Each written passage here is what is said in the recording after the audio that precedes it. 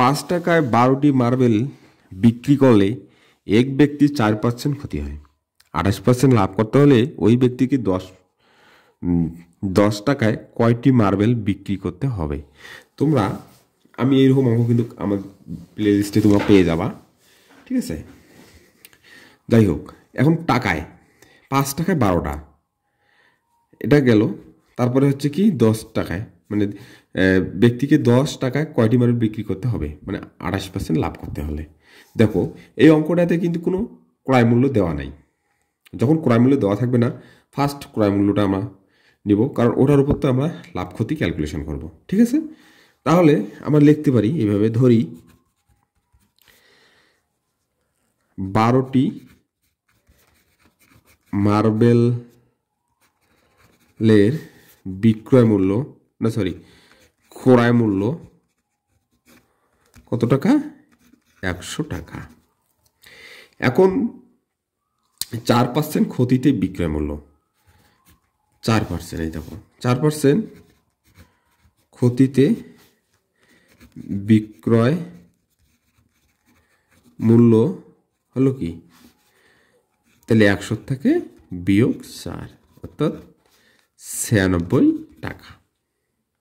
এখন বলেছে কি 28% লাভে, তাহলে 28% লাভে বিক্রয় মূল্য 100 যোগ 28, 128 টাকা।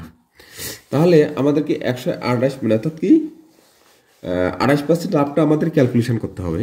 যাই হোক, তাহলে আমরা এটা এইভাবে লিখতে পারি, 18টা ডান দিকে দিয়ে দিতে পারি।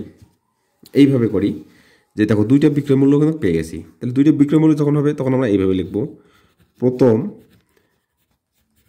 বিক্রয় মূল্য 96 টাকা হলে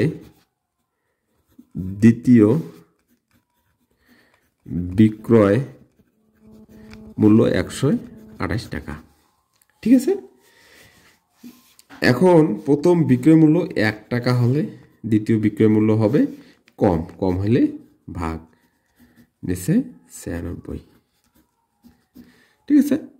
এখন এখানে বলা হয়েছে কি 5 টাকায়, কয় টাকা? 5 টাকা। 5 টাকাটা বের করি, ঠিক আছে। 5 টাকা হলে এটা বেশি হবে, বেশি হলে উপরে গুণন 5 নিচে 96।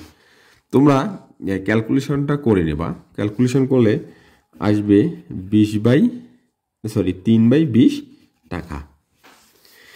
এখন এত টাকা যদি আমরা বিক্রি করতে পারি,